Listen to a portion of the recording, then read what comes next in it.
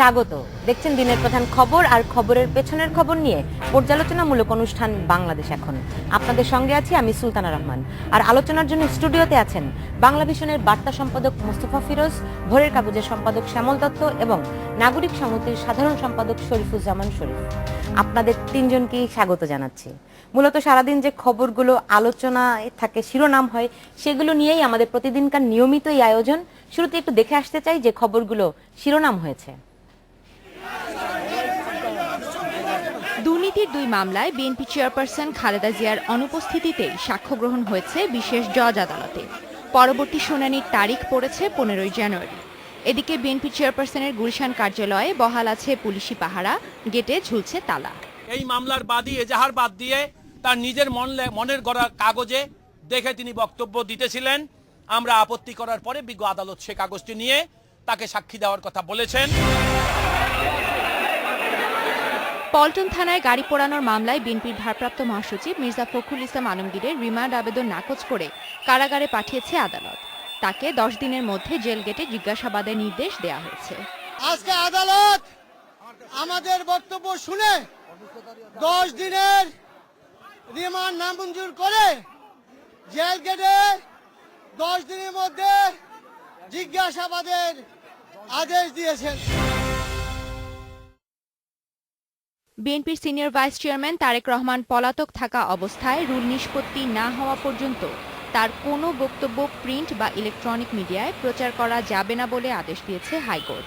তারেকের বক্তব্য সম্প্রচার কেন বেআইনি ঘোষণা করা হবে না তাও জানতে চেয়েছে হাইকোর্ট। যতদিন সে ফিউজিটিভ থাকবে তার কোনো রকম বক্তব্য কোনো মিডিয়াতে প্রকাশ করা যাবে না। এই অর্ডারটা দেওয়ার জন্য অনারেবল হাইকোর্ট ডিভিশন অর্ডার দিয়েছেন। সাবেক অর্থমন্ত্রী শাহ এএমএস কিবরিয়া হত্যা মামলার আসামি হওয়ায় সিলেট সিটি কর্পোরেশনের মেয়র আরিফুল হক চৌধুরীকে সাময়িক বরখাস্ত করা হয়েছে। সিলেট সিটি কর্পোরেশনের প্রধান নির্বাহী কর্মকর্তা এই তথ্য নিশ্চিত করেছেন।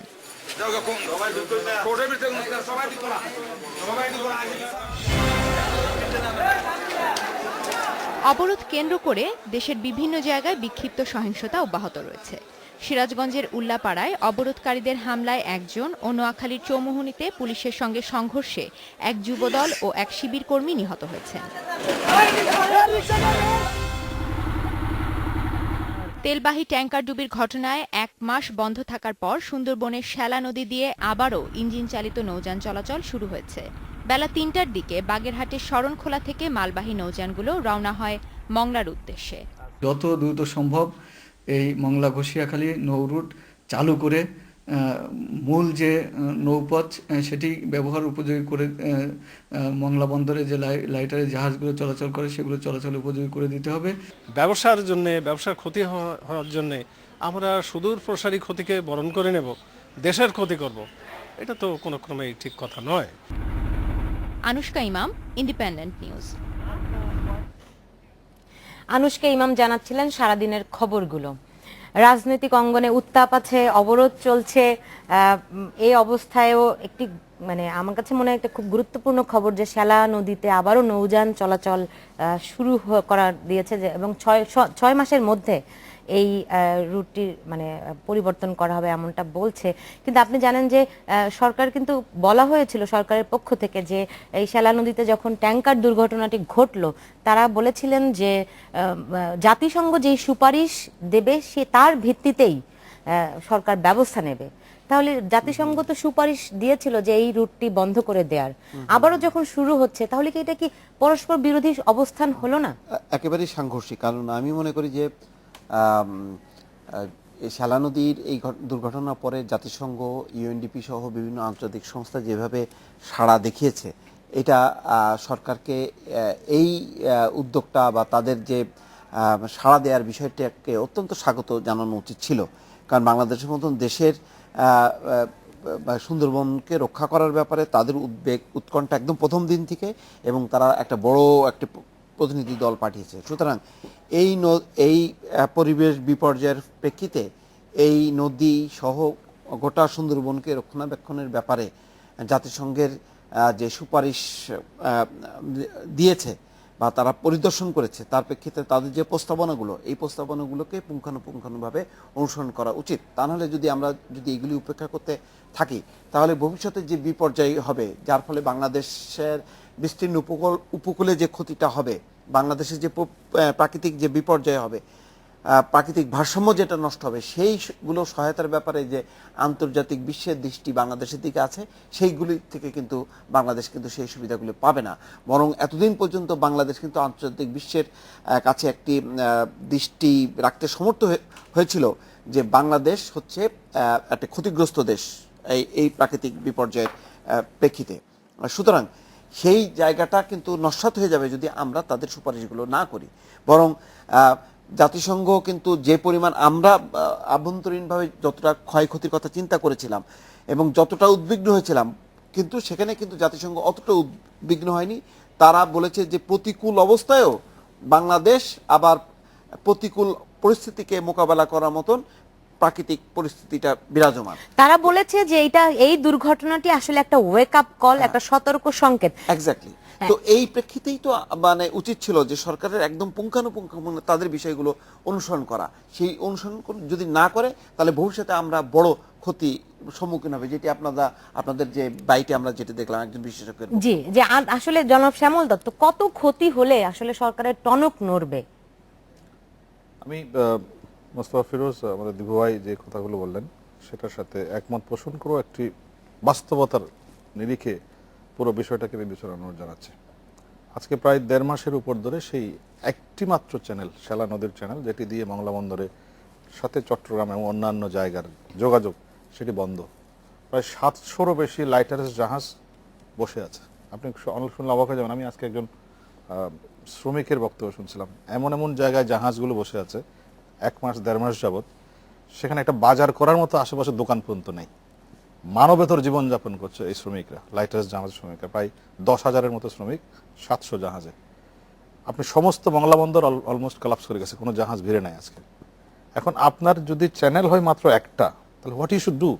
হ্যাঁ, আপনি পরিবেশের কথা চিন্তা করবেন, আমি সবগুলোকে অ্যাকনলেজ করছি, কিন্তু একই সঙ্গে বাস্তবতাটা আমাদের উপলব্ধি করতে হবে। এখানে এই মুহূর্তে যে অনুমতিটা দেওয়া হয়েছে, কোনো তেলবাহী জাহাজ যাবে না, অন্যান্য পণ্যবাহী জাহাজ যাবে। হ্যাঁ, এটা তো ক্ষতি হবে, হবে না সেটা আমি হচ্ছে না, কিন্তু আপনি যতক্ষণ পর্যন্ত বিকল্প চ্যানেলটি ওপেন করতে না পারছেন, ততক্ষণ পর্যন্ত একটি বন্দর বাংলাদেশের যদি বন্ধ হয়ে যায়, সেই মেসেজটি ইন্টারন্যাশনালি কি যাবে যে এই দেশে একটা বন্দর কিন্তু এখন বন্ধ, এবং সেটা অন্তত গুরুত্বপূর্ণ একটি বন্দর। পাশাপাশি এই অঞ্চলে যতগুলো শিল্প কারখানা আছে, সমস্ত শিল্প কারখানার আপনার কাঁচামাল আসে কিন্তু চট্টগ্রাম বন্দর থেকে এই জাহাজের মধ্যে দিয়ে। এখন আপনি 1 মাস 2 মাস বন্ধ করে রাখলেন, তারপর কি করবেন? এই যে মংলা ঘোষিয়া কানাল, যেটা আসলে মূল চ্যানেল, সেটি খনন কাজ হচ্ছে, সেটি বলছে আগামী জুন মাস আগে কোনোভাবে এটি সম্ভব না, যত লাগানো না। কিন্তু এখানে আমি একটু যোগ করতে চাই, প্রধানমন্ত্রী 1 বছর আগে নির্দেশ দিয়েছেন। প্রধানমন্ত্রী যখন নির্দেশ দিয়েছেন, সুলতান, আমি বেশ ভালো করেই এই বিষয়টা ফলো করছিলাম, যে নির্দেশ যখন দিয়েছেন তখন উদ্যোগ নেওয়া হয়েছিল যে মংলা ঘোষিয়াখালী যে চ্যানেলটা আছে, এটার মধ্যে খনন কাজ শেষ হবে। বাট বাংলাদেশের সরকারি কাজের গতি আপনি ভালো করে জানেন সাংবাদিক হিসেবে, এবং বাস্তবতা যেটি, সেটি যথাযথ কাজ হয়নি, ড্রেজারগুলো প্রপারলি আসেনি, ইন্টারন্যাশনাল টেন্ডারটা হয়নি। এখন যৌথ এবং বাংলাদেশি উদ্যোগ এবং আন্তর্জাতিক উদ্যোগের মধ্য দিয়ে টেন্ডার সম্পন্ন হয়েছে 200 কোটি টাকার, এবং আগামী জুন মাসকে টার্গেট করে। জুন মাস মানেই হচ্ছে কিন্তু আপনার বর্ষা মৌসুম, এবং সেই সময়টাতে নদীতে এমনি একটু বেশি পানি থাকে। সেই সময়কালের মধ্যেই এই চ্যানেলটি পুনরায় চালু করার উদ্যোগ নেওয়া হচ্ছে। এখানে আমাকে কিন্তু আমি ক্লিয়ার করতে পারেন, সেই জুন মাস নাগাদ কি খনন কাজ শুরু হবে নাকি? না, শেষ হবে। চ্যানেলের কাজ শেষ হবে এই আগামী 6 মাস, অর্থাৎ আজকে এখন জানুয়ারি থেকে জুন।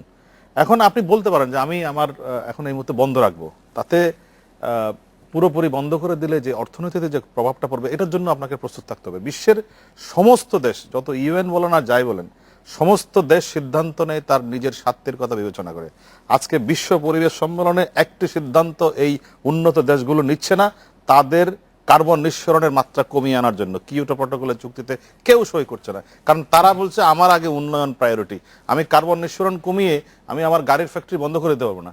এই যে আমেরিকা সহ যে উন্নত দেশগুলোর কথা আপনারা বলছেন, তারা কেউ চুক্তিতে সই করছে না, তার নিজের উন্নয়নের স্ট্র্যাটেজির কথা চিন্তা করে তারপর পরিবেশের কথা ভাবে।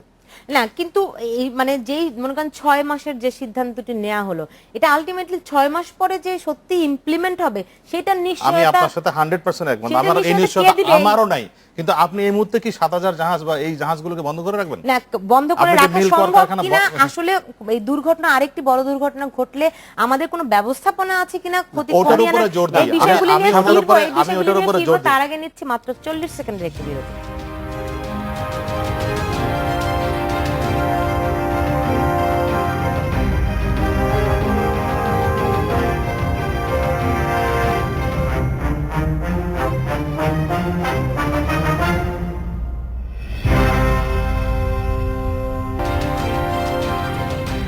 বিরতির পর ফিরে এলাম, দেখছেন বাংলাদেশ এখন।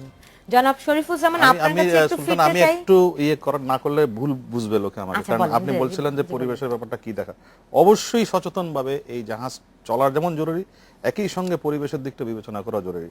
আপনি এই চ্যানেল দিয়ে বহুদিন ধরে, এমন আমার পত্রিকায় আমি 3বার রিপোর্ট করেছি যে এখানে তেলবাহী জাহাজ চলাচল করছে, যে জাহাজগুলোর কোনো ফিটনেস নেই। এখন আপনি এগুলো এনশিওর করেন, ফিটনেসবিহীন কোনো জাহাজ চলাচল করবে না। আপনি যে পণ্যগুলো পরিবেশের জন্য ক্ষতিকর হতে পারে সেটা আপনি এদিকে চালাবেন না, কিন্তু এই মুহূর্তে বিকল্প ব্যবস্থা না করে পুরো জাহাজ চলাচল বন্ধ করা, আমি মনে করি যে এটা সেটা এটা সঠিক হবে না। আকস্মিকভাবে আকস্মিকভাবে এটা করা যাবে না। তাহলে সেইটা কারণ আপনি তো আবার অন্য 700 impact জাহাজ যেটা আপনার অপেক্ষায় রয়ে গেছে সম্ভব ওখানে, জাহাজ মাছ দরিয়াতে বসে রয়েছে এগুলো। না, চট্টগ্রাম আমাদের থেকে কি পণ্য তাহলে এনে। আসলে দীর্ঘমেয়াদী এই সুন্দরবনকে রক্ষার জন্য, সুন্দরবনের সার্বিক ব্যবস্থাপনার জন্য আমাদের কি কোনো রকম কোনো পরিকল্পনা আছে? যে প্রশ্নটি আমি আগেই রেখেছিলাম যে এই 6 মাস পরে যে রুটটি আসলে বন্ধ হবে সেটা নিশ্চয়তা কি আছে? ধন্যবাদ আপনাকে। রাজনীতি, অর্থনীতি অনেক গুরুত্বপূর্ণ বিষয়ের মধ্যে আপনি পরিবেশের একটি গুরুত্বপূর্ণ ইস্যু এটা নিঃসন্দেহে গুরুত্বপূর্ণ, কারণ রাজনৈতিক ডামাডোলে বিষয়টি হারিয়ে যেতে পারে। বিষয়টি হারিয়ে আমরা যেতে তো পারে। অনেক সময় এবং রিপোর্টটি যেভাবে আমরা দেখলাম যে সংক্ষিপ্ত সময়ের মধ্যে নতুন একটি চ্যানেল চালু করা হবে, ঘষিয়াখালী চ্যানেল। সংক্ষিপ্ত সময়ে এর ভিতর থেকে এটি অনির্দিষ্টকালের জন্য আপনাকে অপেক্ষা করতে হবে, কারণ যেহেতু সুনির্দিষ্ট করা হয়নি যে কি সময়ের মধ্যে। আপনি বলেছেন যে আমাদের বৈপরীত্যগুলো, এবং বৈপরীত্যর জায়গাটি আপনি দেখেন, জলবায়ু পরিবর্তনের জন্য আমাদের ক্ষতি হচ্ছে এবং বাংলাদেশ একটি ঝুঁকির মধ্যে আছে। এই কথাটি বলে আমরা বাইরের বিভিন্ন জায়গা থেকে, তহবিল থেকে আমরা অর্থ চাইছি, অথচ জলবায়ু পরিবর্তনের ফলে যে প্রতিক্রিয়া সৃষ্টি হবে এবং সেখান থেকে মানুষকে রক্ষা করার জন্য আমাদের নিজস্ব যে ব্যবস্থাপনাগুলো আছে তার একটি হচ্ছে সুন্দরবন। এই সুন্দরবন আমরা দেখেছি যে যখন সিডর হয়েছে, যখন আইলা হয়েছে, আমার বাড়ি সুন্দরবন থেকে মাত্র কয়েক কিলোমিটারের দূরত্বে, আমরা দেখেছি যে এই সুন্দরবন তার স্নেহ দিয়ে ওই অঞ্চলের মানুষকে রক্ষা করেছে। অথচ আমরা একদিকে জলবায়ু পরিবর্তনের কারণে ক্ষতি মোকাবেলার জন্য বিদেশের কাছ থেকে তহবিল চাচ্ছি, আবার আমাদের সেই সুন্দরবনকে আমরা নষ্ট করে ফেলছি। সেটি কিভাবে?